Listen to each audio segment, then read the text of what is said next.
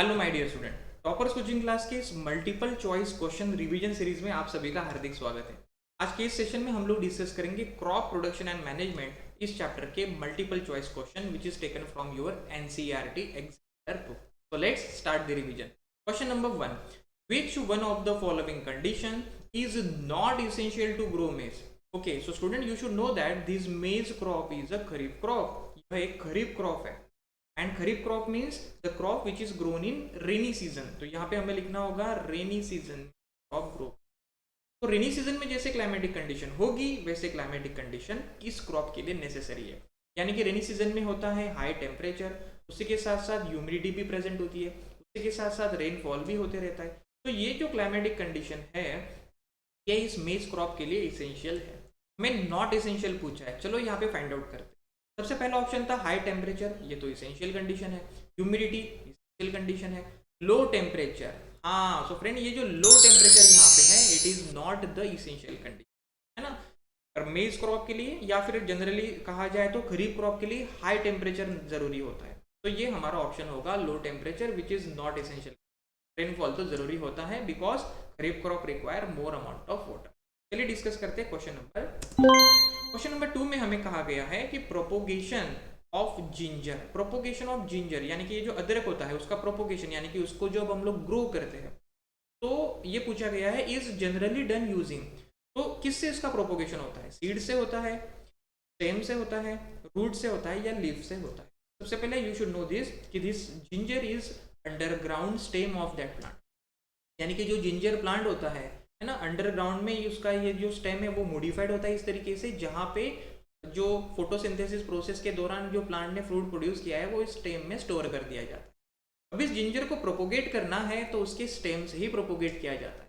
इस स्टेम के अगर इस तरीके से आप लोगों ने छोटे छोटे पीसेस कर दिए, उसको जमीन के अंदर रख दिया तो हर एक पीस से एक जिंजर प्लांट ग्रो होगा। यानी कि ginger is propagate by using its stem.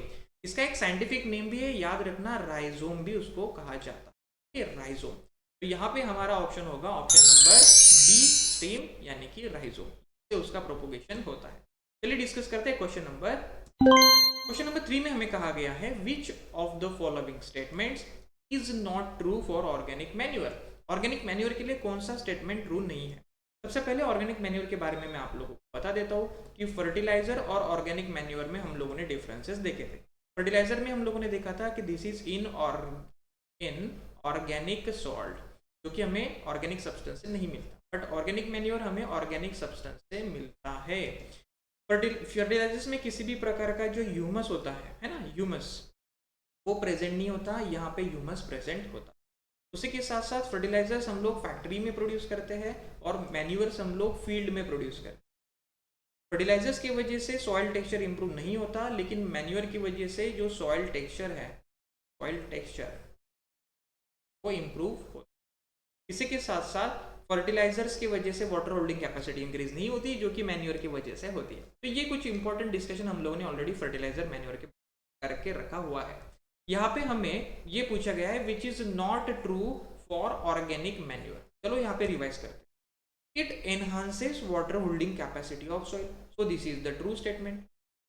Organic manure water holding capacity को इंप्रूव करता है। It has a balance of all plant nutrient, में सभी प्लांट न्यूट्रिएंट होते हैं ऐसा यहाँ पे कहा गया है, which is wrong statement. Manures में सभी जो न्यूट्रिएंट्स होते हैं वो बैलेंस फॉर्मेट में नहीं होते, तो यहाँ पे दिस इज फॉल्स जो कि हमें ढूंढना था। It provide humus to the soil, this is also true statement. And it improve texture of the soil, this is also true statement. Manure की वजह से सॉइल का जो टेक्सचर होता है, क्वालिटी होती है, इंप्रूव हो जाती है।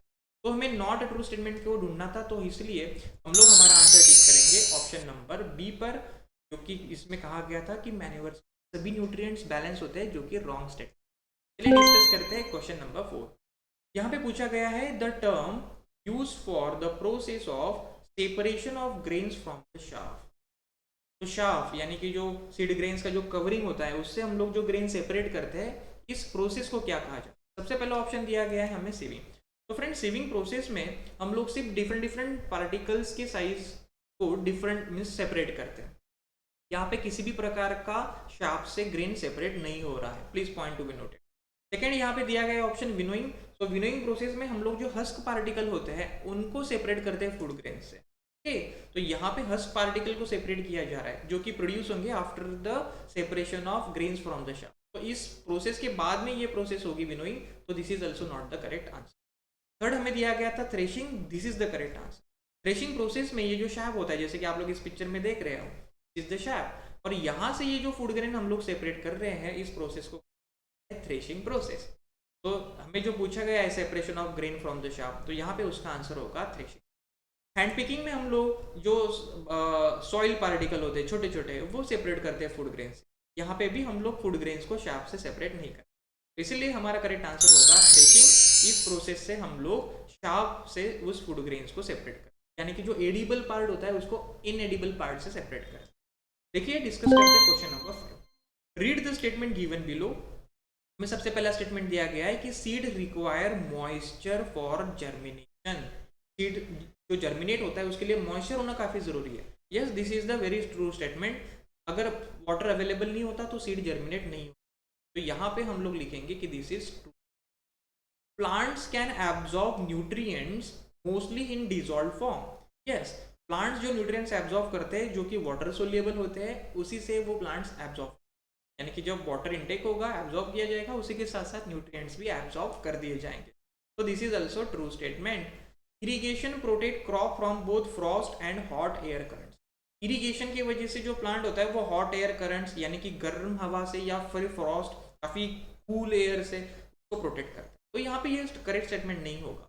हॉट एयर से प्रोटेक्ट करता है, yes that's the correct statement, क्योंकि ट्रांसपिरेशन होते रहता है तो वाटर मेंटेन होता है, लेकिन फ्रॉस्ट से वो कंट्रोल नहीं करता, प्रोटेक्ट नहीं करता, तो this is false statement. Irrigation improve soil texture.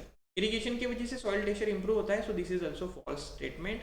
Irrigation की वजह से सिर्फ वाटर अवेलेबल करा दिया जाता है उस प्लांट को, जो टेक्सचर होता है वो मैन्योर की वजह से इंक्रीज होता है। तो यहाँ पे from the given four option number 1 and 2 are the correct statement. हमें यहाँ पे पूछा गया था choose combination of statement which indicate need to irrigate crop. Irrigate crop, crop को इरिगेट करना क्यों जरूरी है, तो ये जो फर्स्ट एंड सेकंड है यहाँ पे इरिगेशन जरूरी है, फोर्थ एंड थर्ड तो रॉन्ग स्टेटमेंट था, इसलिए हम लोग करेंगे आंसर नंबर ए जहाँ पे ऑप्शन नंबर 1 and 2 करेक्ट है।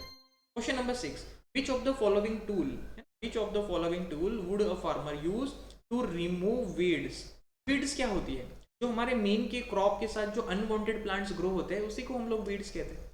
तो उसको हम लोग मैन्युअली भी रिमूव कर सकते हैं, केमिकल्स के द्वारा भी यूज कर सकते हैं।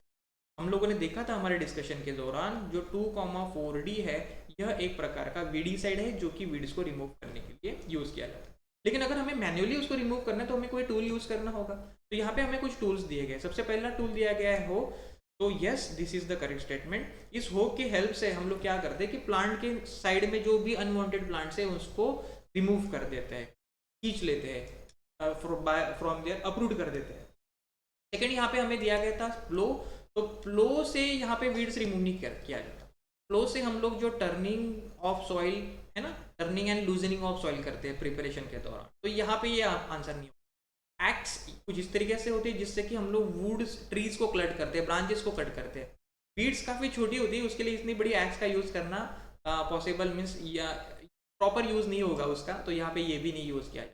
Cultivator is a very big machine which is used for the preparation of soil, तो ये भी उसका आंसर नहीं होगा। तो हमारा करेक्ट आंसर होगा हो which is used to remove weeds. ये डिस्कस करते हैं question number 7। Which of the following is not true for fertiliser. Not true के बारे में पूछा है, फर्टिलाइजर्स के बारे में। चलो यहाँ पे देखते थे, they increase the yield. Yes, इससे इंक्रीज तो होता है, ये तो ट्रू स्टेटमेंट है, वो काफी ज्यादा मात्रा में न्यूट्रिएंट्स प्रोवाइड करते हैं, यील्ड तो डेफिनेटली इंक्रीज होगा, यील्ड मतलब प्रोडक्शन ज्यादा होगा। There excessive can disturb the balance of nutrients in the soil. हाँ, अगर हम लोग इनको ज्यादा यूज करेंगे तो बैलेंस डिस्टर्ब हो जाएगा, तो यहाँ पे ये भी क्या हो जाएगा, ट्रू स्टेटमेंट हो जाएगा। आ गया मेरा marker, yes this is. They are generally used in small quantity. Yes, इनका यूज जो है वो स्मॉल क्वांटिटी में ही होना जरूरी है, तो यहाँ पे इसका आंसर होगा true. They are environment friendly. ओहो, so this is a false statement. Fertilizers environment friendly बिल्कुल भी नहीं है। फर्टिलाइजर्स का ज्यादा यूज करेंगे तो वाटर पोल्यूशन होता है, जिसके वजह से एनवायरमेंट को हार्म होती है, तो this is not environment friendly. और इसके वजह से जो माइक्रोब्स होते हैं जो कि सॉइल को न्यूट्रिएंट्स प्रोवाइड करने का काम करते हैं नेचुरली, वो भी किल हो जाते हैं। तो यहाँ पे ऑप्शन नंबर डी जो होगा, दे आर एनवायरमेंट फ्रेंडली, ये ट्रू स्टेटमेंट नहीं है। Question number 8, given below are the statements about harmful effects of weeds on crop plant. हमें हार्मफुल इफेक्ट्स दिए गए और हमें क्या करना है, choose the correct combination of statement. Okay, तो इसमें से कौन से हार्मफुल इफेक्ट है वो हमें यहाँ पे ढूंढने। सबसे पहला, they interfere in the harvesting. Definitely होगा, क्योंकि हमारा जो मेन क्रॉप है उसके साथ साथ ये अनवांटेड क्रॉप अगर ग्रो कर दिए जाएंगे तब हार्वेस्टिंग के दौरान यानी कि प्लांट को कट करने के दौरान वो उसमें इंटरफियर करेंगे। यस, यहाँ पे ये तो करेक्ट स्टेटमेंट है वीड्स के बारे में, it is a true statement. They help crop plants to grow healthily, it is also false statement, क्योंकि वो प्लांट के साथ न्यूट्रिएंट्स के लिए कंपटीशन करते हैं जिसकी वजह से प्लांट की ग्रोथ तो कम हो जाती है। तो यहाँ पे वो प्लांट को ग्रो के होने के लिए हेल्प नहीं करते, वो उनको उल्टा तकलीफ देते हैं। तो this is false statement. They compete with crop plant for water, nutrient, space and light। तो yes, this is a true statement. Feeds जो होते हैं हमारे जो मेन क्रॉप होते हैं उसका न्यूट्रिएंट्स, वाटर, स्पेस, लाइट सभी जगह एक्वायर करने की कोशिश करते हैं। तो this is the true statement. They affect the plant growth, ये भी करेक्ट स्टेटमेंट है। उन्हीं की वजह से प्लांट की ग्रोथ कम हो जाती है क्योंकि उनको वहां पे न्यूट्रिएंट्स कम मिलते हैं। तो गिवन ऑप्शन में से 1, 3 and 4 are the correct answer. तो इसीलिए हम लोग टिक करेंगे हमारा ऑप्शन नंबर 1। यहाँ पे गलती से मैंने 1 में क्लिक किया है, लेकिन यहाँ पे हमारा आंसर होगा ऑप्शन नंबर ए। तो पॉइंट डोमिन। So let's discuss question number 9। The process of loosening and turning of soil is called. जो loosening and turning of soil जो कि हम लोग करते हैं सॉइल प्रिपरेशन, सॉइल प्रिपेयर किया जाता है उसके बाद में सोइंग एंड कल्टिवेशन किया जाता है। तो ये जो लूजनिंग एंड टर्निंग होती है वो हमें उस प्रोसेस का नाम क्या है। तो यहाँ पे ये प्रोसेस जो कि हम लोगों ने देखा था प्रिपरेशन ऑफ सॉइल में, यहाँ पे जो सॉइल है उसको टर्न किया जा रहा है, लूज किया जा रहा है, जिसकी वजह से प्लांट्स को या फिर जो सीड हम लोग इसके बाद सॉ करने वाले उसको एयर और वाटर इजीली अवेलेबल हो सके, जो माइक्रोब्स है उनकी ग्रोथ अच्छे तरीके से हो सके। तो यहाँ पे इस प्रोसेस को कहा जाता है टीलिंग एंड प्लोइंग प्रोसेस। तो हम लोग टिक करेंगे हमारे ऑप्शन नंबर सी। ओके, उसके बाद क्वेश्चन नंबर 10 में कहा गया है the monsoon season in our country is during the months. सबसे पहले point to be noted, monsoon season means rainy season. तो हमारे इंडिया में मॉनसून सीजन जो होता है वो जून टू सितंबर होता है। तो यहाँ पे हम लोग टिक करेंगे option number B, June to September. Okay, question number 11 में हमें कहा गया है the system of irrigation where water is supplied drop by drop. तो कौन सी सिस्टम में water drop by drop supply होता है, near the roots of the plants. Option सबसे पहला दिया गया पुली सिस्टम। पुली सिस्टम में फ्रेंड इस तरीके से वेल से जो वाटर को अपलिफ्ट किया जाता है और इस तरीके से प्लांट्स को दिया जाता है। तो यहाँ पे ड्रॉप बाय ड्रॉप तो बिल्कुल भी नहीं दिया जा रहा, this is not the correct answer. Drip system, drip system में इस तरीके से हॉरिजॉन्टल पाइप्स को रख दिया जाता है near the roots of the plants और यहाँ पे ड्रॉप बाय ड्रॉप वाटर दिया जाता है उस प्लांट्स को। स्प्रिंकलर सिस्टम में वाटर यानी कि जो वर्टिकल पाइप्स रख दिए जाते हैं जिसके ऊपर एक रोटेटिंग नोजल होता है जो कि रोटेट होते हुए सारे जो प्लांट्स में ट्रेनिंग टाइप में वाटर सप्लाई स्प्रे करता है वाटर को, इसलिए स्प्रिंकलर से। ड्रॉप बाय ड्रॉप यहाँ पे भी नहीं हो रहा है। लीवर सिस्टम में कुछ इस तरीके से लीवर्स एंड गियर्स का यूज करके वाटर को इरिगेट किया, मीन्स प्लांट्स को इरिगेट किया जाता है। तो यहाँ पे भी देख सकते हो ड्रॉप बाय ड्रॉप यूज नहीं हो रहा है। तो इन चारों ऑप्शन में ऑप्शन नंबर जो बी है, drip system which is the modern irrigation system, यहाँ पे drop by drop water use हो रहा है, यहाँ पे हमारा वाटर सेव होने वाला है। तो हम लोग टिक करेंगे option number B, drip system. So friend, this is all about this NCERT exemplar series multiple choice question. इस चैनल को सब्सक्राइब कीजिए जिसकी वजह से आप लोग इसी प्रकार से अदर चैप्टर्स के भी इंपॉर्टेंट क्वेश्चंस को समझ पाओगे। Thank you for joining this.